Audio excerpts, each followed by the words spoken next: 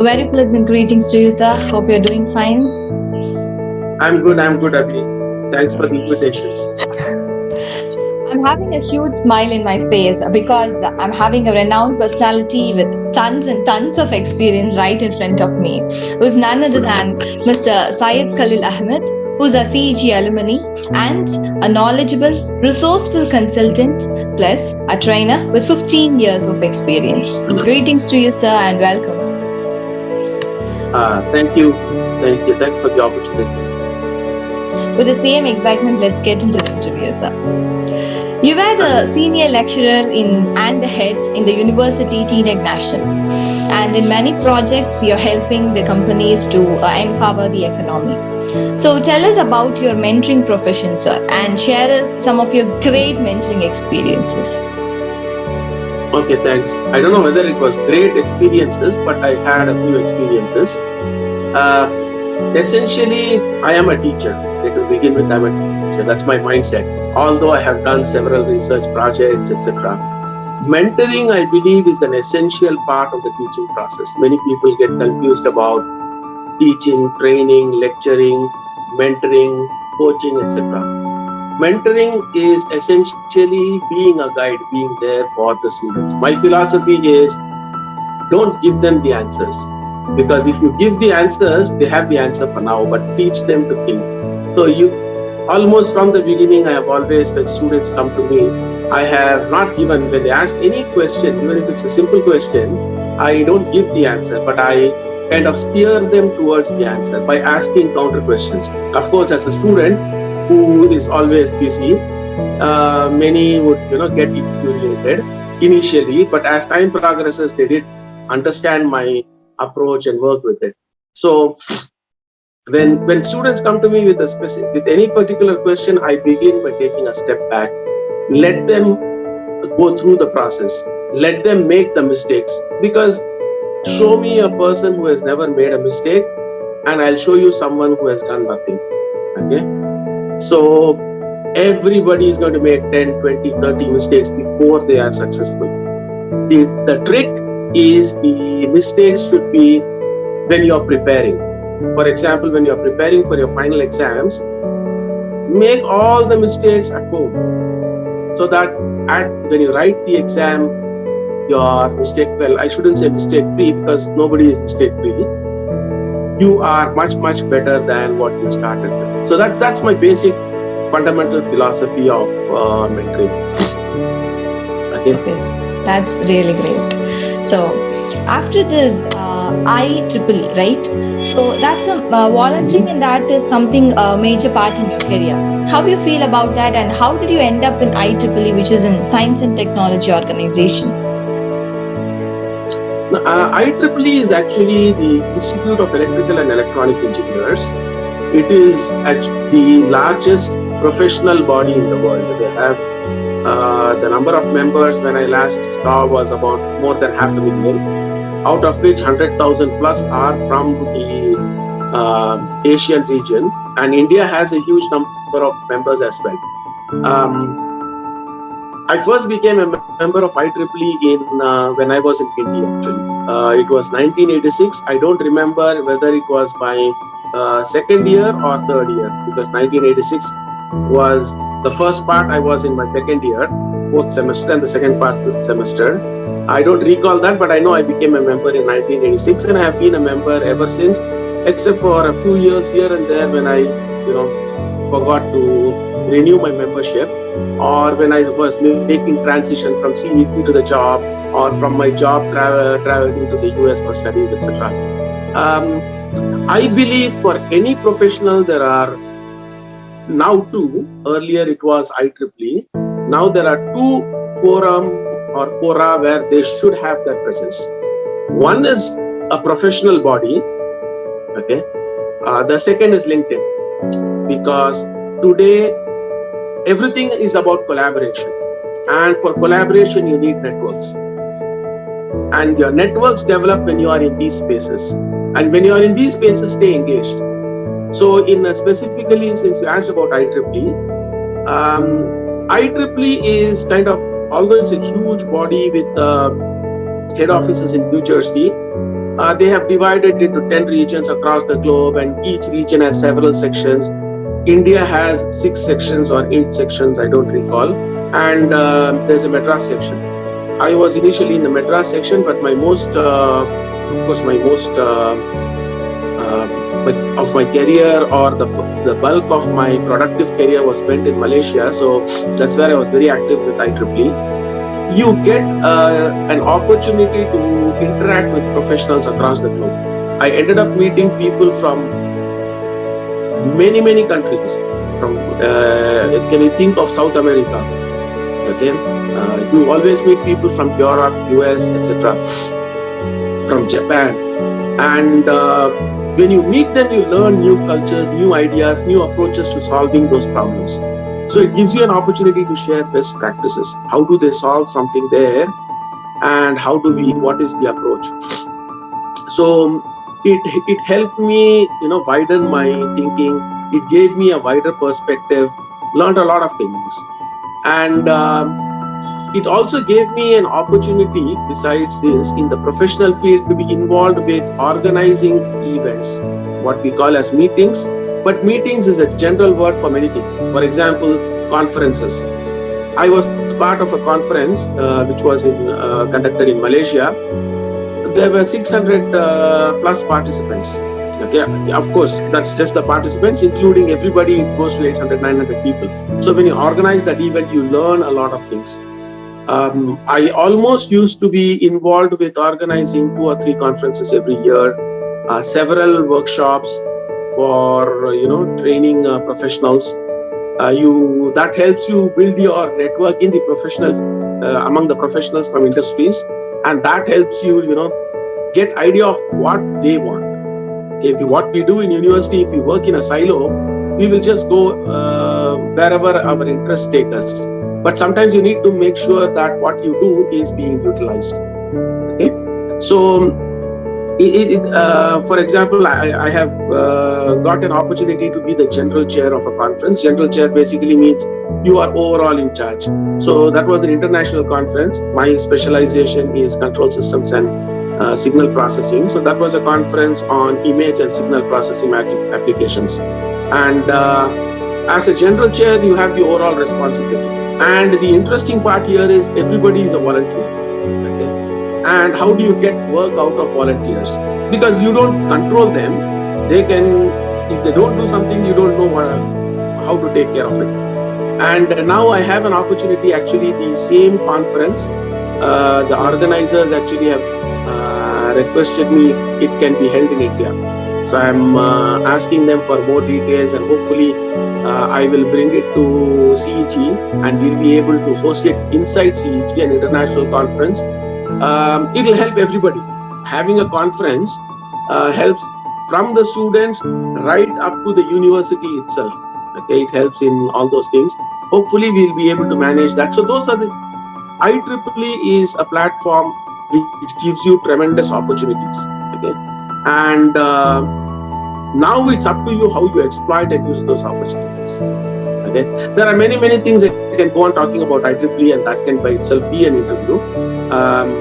But I think I'll stop here. But if you want any follow-up, feel free. Sure, sir. Yeah, because people need to know about these platforms. For as you said, collaboration is really important. After this, they know how they should proceed after the second years and third years. Amazing, sir. Besides training, you are an amazing consultant. We are really curious about how the consulting sections will look like. Consulting is basically people from industry. It's not that they cannot do something. Okay, most of the time, these are not very challenging issues. The most challenging issues are when you're doing cutting-edge research. The challenge is usually to bring the technology at a cost-effective, in a cost-effective manner, because the technology is available. Engineer's job is not always, when you're in the field, you take that, and the 2 things are important: technology and cost. If you make the greatest equipment, but it costs too much, nobody's going to buy it. Okay, so there is a level to which you can take things. But so when the industries, they have some issues that need to be resolved, they don't have the, for example, expertise. and taking a full-time person to do it may not be worth their while, and they may not be able to get somebody to do that. So they come to you with a very specific question. So for example, right now I'm helping one group.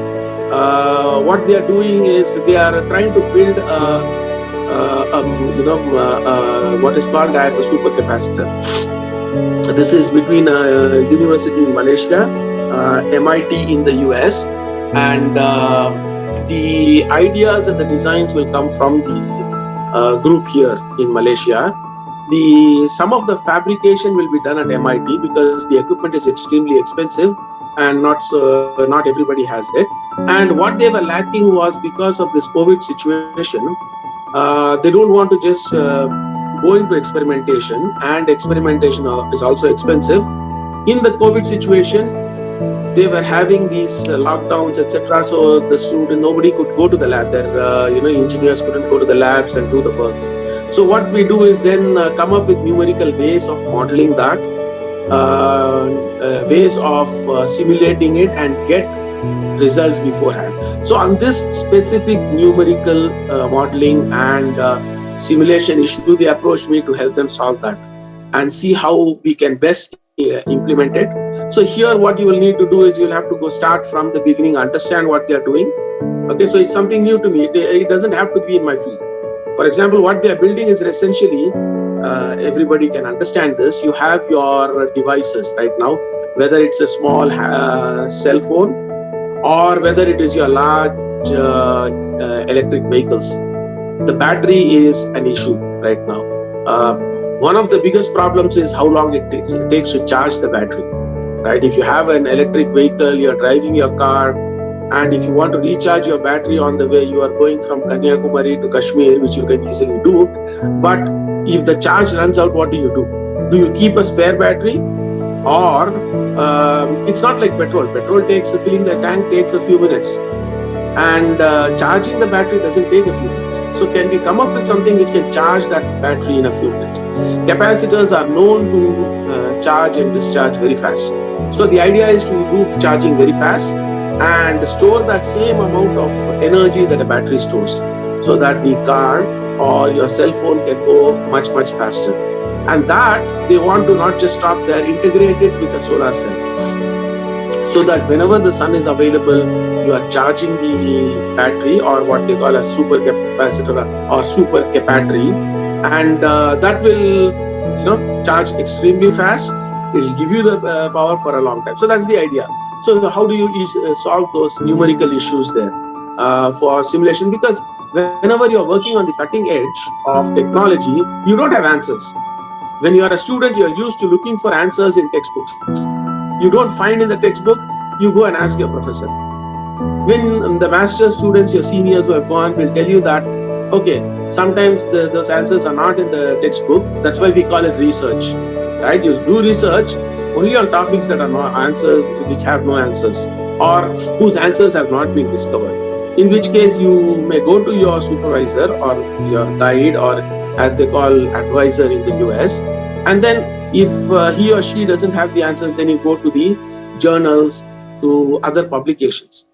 So then if it's not there, the answers are not available there, that means it's unknown, and that's where you do the research.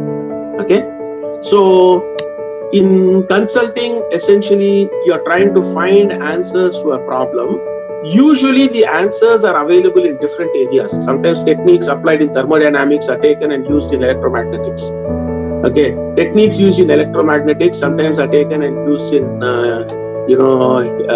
some other problem, structural engineering or something. So the idea is that. So consulting is trying to find answers to answer a very, very specific question that industry wants. Okay. Yeah. Long Thank answer. you so much. No, really, it's important. And the follow-up question is, startups are really in great hype right now, and people are really into it, and see the students are looking into complex problems, and they wanted to come up with creative solutions like Swiggy and Chaiking and etc. So what will be your words for them who are really into it, and how can they make that successful? Because you just said about this consulting and things, so how can they bring it up? Okay, first thing to remember about startups and these kind of things is you're starting something. Okay, whether it's research or a company which makes a product or a service, when you're starting something, nobody has answers. Okay, if somebody says, I have answers, appoint me, I will solve it for you, then he or she is lying. Because if they have the answers, they'll do it themselves, right? So startups is like something like experimentation with ideas. Startups succeed or fail based on one extremely important issue: your perseverance. Okay, you have a consistent effort every single day. Startups have to be something like you live through. Okay. For example, when many of us wanted to get into CEG, wanted to do engineering. In your generation, at least, if you fail to make it to CEG, you have a bunch of other colleges to go to. My generation or my batch, of course, we were slightly lucky because besides the 8 old engineering colleges, that was the number of engineering colleges in Tamil Nadu, by the way, in 1983. In 1984, they started 17 other colleges. So then you had an option to go to another place. But if the option is limited to just 8 engineering colleges, the kind of effort you're going to put in. You are going to live that. I'm sure you did that too, right? When you go through it, even now, 100,000 students take the exam. Okay, I mean the +2 science stream who are eligible to do engineering, which means they score sufficient marks. Actually, those who want to do engineering is closer to 200,000. Out of 100,000, 1,000 make it to CEG. That's 1%. So success, if you define as making it to CEG, it's 1%. If it is to making it to CSE or any other very specific one, then it's a fraction. Okay, that is how it is with your startups. Success rate is low. Success rate is extremely low, and it comes at a very heavy price. You have to put in that effort. But if you keep doing something, right? If you keep doing something, you are going to succeed at least once. The idea is you do something, say this, the chances of succeeding is like 5%. If you do it once, the chance is only 5%. If you do it twice, it goes more than 5%. You can use probability theory to find that. So as you keep doing it. So the idea with startups is not that you have to be a brilliant student. Okay. It's not the technology that is important, because technology is always available. And if you look at many of the startups, you'll see that they are people from, not necessarily from engineering. All the engineers form the bulk of them. It's not necessarily engineering, because technology is not the only issue. The most important issue is staying at it, keep doing it. There are going to be days when you don't feel like waking up, but you have to. You have to wake up, you have to go there. It's not like a class. Oh, today I'll skip class. You have to keep doing it. So that's the most important thing. Once you keep doing it, you will get recognized. You will find ways out. And then now in CEG, there are so many options for you to do it. You have the Center for CED, right? Center for Entrepreneurial Development.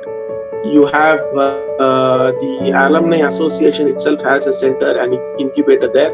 And then at the university level, also you have the Atal Incubation Center, which is being supported. There are many people. So if you want to, if those who have made startups, anybody interested can reach out to me. I have friends who have done that, who are doing that, and I can connect you to that. In fact, recently one of ECE students, she had developed a product. I don't know whether I'm supposed to say what that product is. She wanted to ask me, some questions. I looked at the questions, I was able to answer some. But when it comes to some specific things, not everybody knows everything. Remember that. Somebody who claims he knows everything knows nothing. So I connected her to one of my classmates who is doing this to me. He is an investor, and they have been interacting, and he is very impressed with the way she is approaching it, she and her team.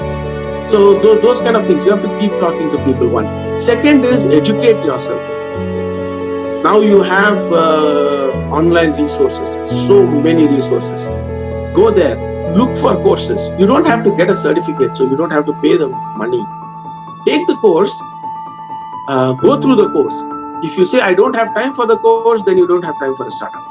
Okay, go through that and learn what is what are the fundamentals. That's not sufficient, but that's necessary. So go through the courses, probably an hour or two per day, and build from there. Okay, so get the knowledge, talk to people who have done it, especially to the people who have failed. There are many alumni. I'm just summarizing, and then chart your own way. Okay, learn from everybody. Don't copy anybody. Okay, your own style. What works for Khaleel is not going to work for Abi. So I think this will give confidence, I guess, for the students to start and start up, because they are stuck somewhere, and these words will give them confidence to move up and get a startup. Moving on. I'm glad to hear. Yes. Moving on, sir. You're a pillar of support, as I usually say, and a guidance for many budding clubs like Speechaholic. And you're an executive member in Alumni Association. We are really amazed on seeing your dedication, sir. Seriously. So, what is that arouses your passion inside you? Okay, just a correction. I'm not an executive committee member anymore. I was in the previous term. Okay. And now I found that not being an executive committee member gives me a little more time to work with students. Okay, what's my enthusiasm? First, I believe that I owe something to CEG. When I say CEG, not the buildings there. Okay, buildings are nice, but I owe it to the institution itself, because when we studied, the fees was nothing. Even today, it's not very high for the normal standards, although many of us are unhappy that the students there have to pay that amount. My vision for CEG is, whenever it happens, it will happen. When a student gets admitted to CEG, he or she should not have to pay any fees, because those students are brilliant students, and we have to do everything possible to ensure that they don't have to pay any money. Sometimes I hear stories that students in rural areas or very poor, from backward social backgrounds, socially backward, families, etc. They don't even have awareness of CEG.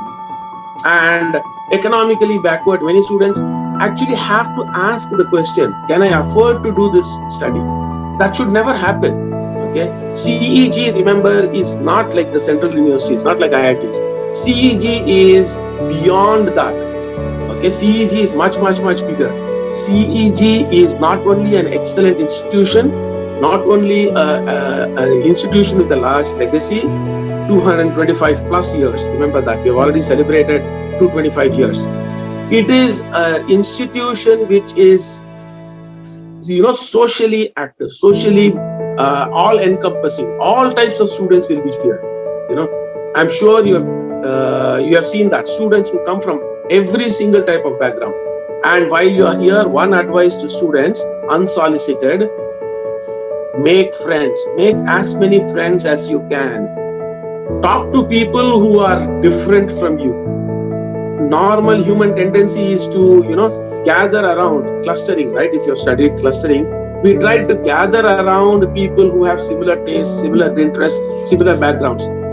Try to at least make, once a week or once a month, try to talk to somebody with a totally different background. You will be amazed with what you learn. And you will thank me 25 years from now, or during your 25th get-together, for having done that. Because when we met, our get-together 25 years, one thing most of us regretted was, I should have spent more time with him or more time with her. I should have talked and learned from them. So that is the thing. So coming back to the question, for me, I believe I owe it to CEG. Okay? Second is, students, when I came and met, they come from very different backgrounds, and some of them have awareness of all the things, some of them don't. Okay, I don't say that I know everything. Nobody does. But what I want to do is to give whatever I can back to it. And also, I have always found working with students to be really fun, because sometimes what seems like silly, stupid questions, they may seem to be so, but if you think a little bit about it, there is a certain breath of fresh air there. fresh kind of thinking, because we have been in circles where we all are used to thinking in a certain way. If you will always find that final years will laugh at a particular joke which first years will not laugh, and vice versa, because each age group has a way of thinking and your background. Students bring ideas. Sometimes I believe that students bring much fresher, newer ideas which are usually much more useful. That is why when you look at startups, especially in the digital domain, you will see a large number of youngsters doing it, fresh out of college. They do their startups. The startup itself might fail at that time, more because of lack of experience or other things. But those same ideas 10, 15 years later will take root. Because the idea was not bad, the execution was. So the great ideas come from students. So I always believe that students bring, excitement and enthusiasm. Okay? And the more senior people bring expertise and experience. When you combine those, it's really fantastic. So I am always trying to do that. I'm trying to see what kind of ideas they come. Going back to mentoring, my mentoring style is never to voice my idea on someone. Listen to what the other guy's idea is and try to fine-tune that, polish that to the best possible. Okay, so all ideas are good and youngsters bring a lot of it. And so I really am enjoying it. People have asked me this, how come you're doing so much and this and that? Because that's what gives me energy. That's what, it's a lot of fun. It's and when you get a call from students, actually I'm mostly mentoring CEG students, but I have a few who are from across the country as well. Networks nowadays, somebody from somewhere. I usually never say no to any students who are serious about it. And it's really fun when a student calls up and says, sir, I got a job with, 26 LPA. I didn't know what is LPA. So there you go. I learned something from him there. And really it is amazing, from different places. When you talk about students from CEG getting jobs, for me, the most exciting, that's a great thing about, that's a fun part. I mean, with students, with all those things. Sometimes I feel I'm not doing enough. I'm not doing enough to reach out, because technical help, not many are asking for, except for, Matlab. So hopefully that will also be taken care of eventually. Yes. That was a great one. Seriously, passion is something which is amazing, really. And people know you for Matlab workshops, sir. How did you end up expertising in that? Oh, okay. Yes, when I went to the US, that was in 1989, the first assignment I got was using Matlab. And I didn't know the M of Matlab. Okay. But the students there had done their undergrad. See, I went there in 89. If I remember correctly, Matlab was released in 84, the first version. So the students there, they have been, and those people were used to give the Matlab to the universities for free, the student version. I remember that. And it used to monochrome monitors. That's what I worked on first when I went there. And they wanted the software to get for professors to use it. That's how it works in the US. They make the software, they give it to universities, students get used to it. So the professor assumed everybody knows and gave the assignment. And I had a tough time. My first assignment, I remember, I'm not going to tell you how much I got, but the Matlab part was like really bad, because I did the mathematical calculation myself and plotted it. Okay, because I didn't know how to use Matlab. And then I said, I have to learn. So I started using that. And as we went on, I realized that for many of the courses, you needed that. Then for my master's project, it was really a huge amount of Matlab coding, probably about 30-40 pages of my thesis is the Matlab code. It was about designing space structures for one of the NASA programs. They had given it to Martin Marietta, and then my advisor was a consultant to them. So he gave that project to me to work on. Unfortunately, because I wasn't an American citizen or a PR, I couldn't visit their site and get that, because those things you need a clearance. But that time I ended up using a huge amount of it. And then slowly I started getting attracted towards it, because it gave me a nice way of testing out my theories. And all these things, remember, at this time was only in control systems, and in what a specialization of control systems called robust control.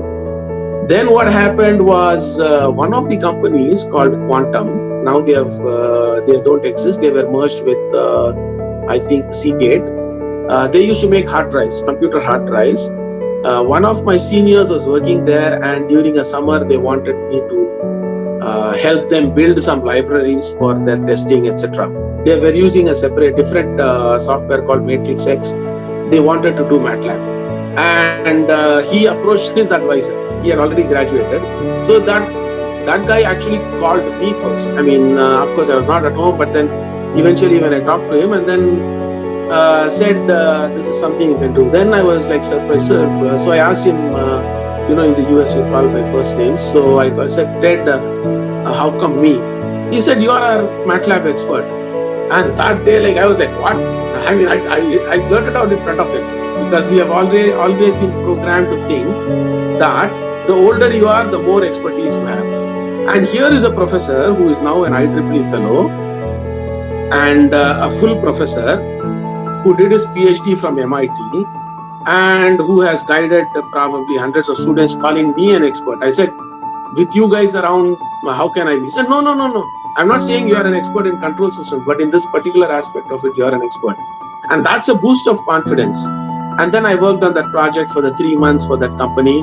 They called me back the following summer as well to fix more things. And when I went there, then I started having interaction with the people who had developed Matlab, MathWorks Corporation, because they were not very far from there. I was stationed, the office was in Shrewsbury, they were in Natick. So we used to call and talk and give those things. And slowly, once, this impression has been made that you are the expert, others keep coming to you and you answer their questions. Many times you don't have the answers. You just say, I'll look it up. And when you look it up, your expertise grows, right? Helping people makes you better much more than anybody else. Remember, the cleanest place is where the water is flowing. Okay? It's not your water. You don't own it. It just flows through you, the rivers. But that's the cleanest place. So that's what happens with the expertise. So over the years it built, and then after I came back, I was able to help when I was in Malaysia and other places. And then, that impression builds up, and then you suddenly become an expert. So I am looking at another today. I mean, we just don't know what expert you are going to be. Everybody is an expert. Remember that. Yes. Super one, sir. Yes. The opportunity of interviewing you is given because I'm a part of Guindy Times. So what comes in your mind when I say the word Guindy Times or about their works? Guindy Times is a really fantastic initiative. Okay, first thing when I saw the website, I won't say to whom, but I said to other groups. I'm not talking of your clubs or societies, okay. But I'm talking of professional groups who had their websites. I said, look at Guindy Times. That's a professional website. You better try to make it as good as that. So first thing, Guindy Times website is very impressive. During our time, there wasn't a regular magazine. Again, there was no internet at that time. It was still being researched, and the magazine used to come out during TechnoFest. Okay, there used to be something. Now what I see is all the initiatives you guys are doing. I've been watching that. It's really, really fantastic. I saw your, covering the students who have just been placed, who have placed last year. Many of these ideas I had, and I was used to think that somebody needs to do it. And Guindy Times is doing it. It's absolutely fantastic. So keep up your good work. Keep doing that, and keep talking to people. Keep, exploring, experimenting, learning, and all those things. It's really, really, Guindy Times is doing a really good job. And over the years, you're all been, contributing a lot to it. It's very important. Remember, One thing about CEG is, whenever somebody asks me about CEG, how to describe it, I say it's the greatest, humblest institute in the world. Okay, we don't even have a name. Remember, right? It's 225 years old, but we don't have a name, and we don't want a name. We want to be identified by Guindy, the place where we are. Okay, that is, loyalty to your soil or whatever you call it, right? So you won't see CEG being touted around the country like other institutes are, but we have some of the greatest people out there. The first name that comes to mind is the late, great Verghese Kurian. Last year was his 100th birth anniversary. He had a series of lectures that was arranged by Professor Shekhar. He's a past dean. He's still very active in CEG. And really good people were invited. Lots of very interesting conversations happened.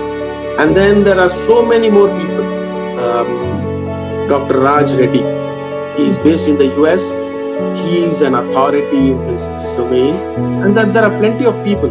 It's just that nobody thinks of CEG. They might be known for their masters and PhDs. But CEG has produced a large number of really great people. Yes, that's so true. Guindy Times is doing that job. Hopefully everybody who reads Guindy Times will try to promote it to others, which is good for the others and for us. So look forward to it. Superb, sir, superb.